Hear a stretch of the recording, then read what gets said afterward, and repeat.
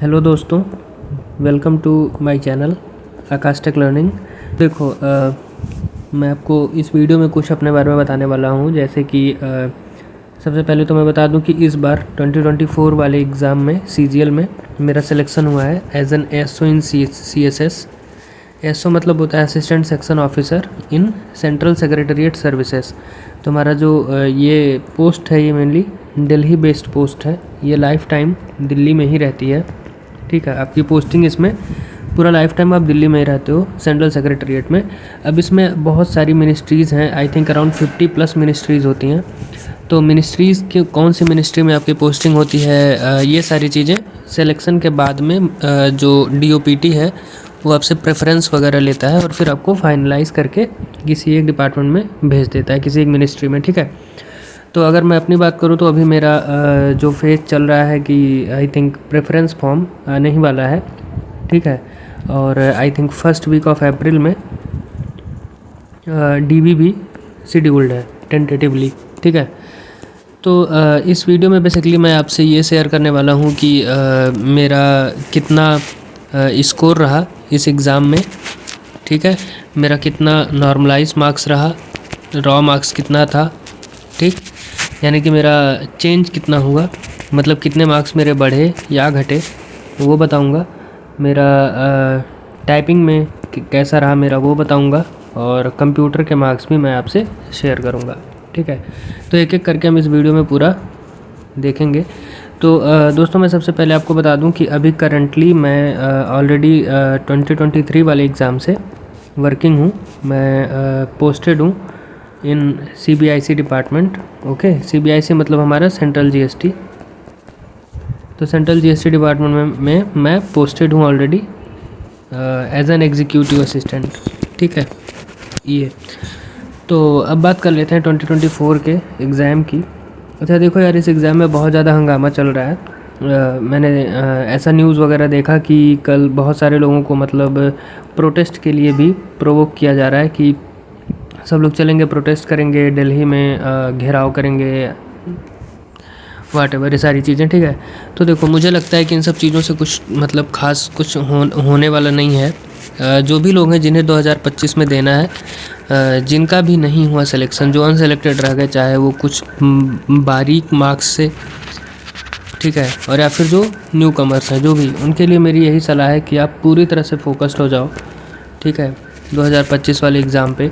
और मैं कुछ वीडियोस भी बनाने वाला हूँ जिसमें मैं आपको ये बताऊँगा कि आप ऐसा क्या कर सकते हैं अपनी स्ट्रेटजीज़ में।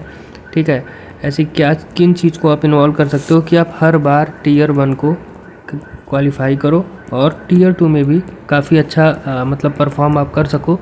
इसके लिए मैं आपसे चीज़ें शेयर करूँगा। ठीक है, तो अब अगर हम वीडियो के पॉइंट पर आते हैं तो देखो मेरा 18th वाली शिफ्ट में एग्ज़ाम था।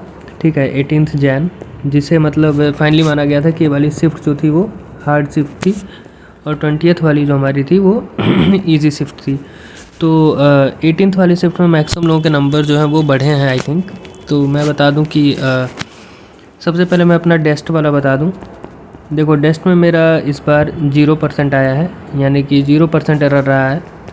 इसमें बिल्कुल भी एरर नहीं था टाइपिंग में। 0% एरर का ही मतलब होता है कि जो भी टाइपिंग करना था वो एज़ इट इज़, ठीक है, आपने कर दिया, तो इसमें कोई इशू नहीं था। मेरा 0% था डेस्ट में। दूसरी चीज़ कंप्यूटर में, देखिए कंप्यूटर में मेरा रॉ स्कोर था 29। ठीक, 29 मेरा रॉ स्कोर था और ये बढ़ के हुआ है आई थिंक 34 पॉइंट समथिंग, 112 ऐसे कुछ करके है। ठीक है, 34 पॉइंट समथिंग करके है।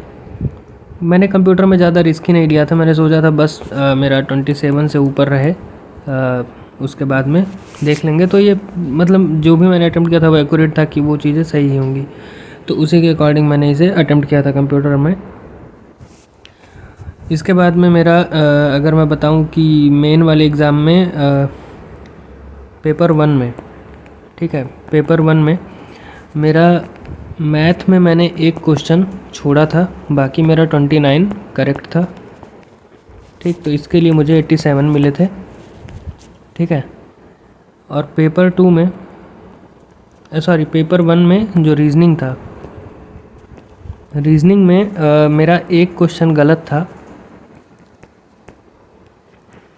इन टेंटेटिव आंसर की, ठीक है, टेंटेटिव आंसर की में इसमें क्या हुआ था कि जो आपका रिकॉग्नाइज वाला वर्ड आया था ना, रिकॉग्नाइज वाला, उसमें मैंने पिछले साल का देखा था एसएससी का, एसएससी ने ओके डोके को एक्सेप्ट किया था, तो यही सोच के मुझे कोई वर्ड तो नहीं मिल रहा था RINC से मिलता जुलता हुआ, बट मैंने सोचा था अगर ये ओके डोके मान सकते हैं तो कहीं ना कहीं से इसमें भी ना निकाल दे, तो इसीलिए सबने आई थिंक 0 लगाया था, बट मैंने 1 लगाया था इसका आंसर। तो मेरा इनिशियल वाली आंसर की में ये गलत था क्योंकि उन्होंने पहले 0 माना था, बट अब फाइनल आंसर की में इसे 1 माना है, तो मेरा ये सही हो गया, ठीक है। और तो मतलब जो मेरा अटेम्प्ट था इसमें रीजनिंग में वो क्या था कि 29 मैंने अटेम्प्ट किया था, जिसमें एक छोड़ दिया था, और रॉ आंसर की के हिसाब से जो टेंटेटिव आंसर की थी उसके अकॉर्डिंग एक रॉन्ग था, तो फाइनल वाली आंसर की में क्या हुआ, वो भी करेक्ट हो गया, ठीक है। तो वो करेक्ट हो गया, तो इसमें यानी कि मेरा 29 करेक्ट था और एक लीव था, तो यानी कि मेरे रॉ स्कोर जो बने, ठीक है, जो मेरे रॉ स्कोर बने इसमें पेपर 1 में वो बने 87 + 87, ओके, यानी कि 170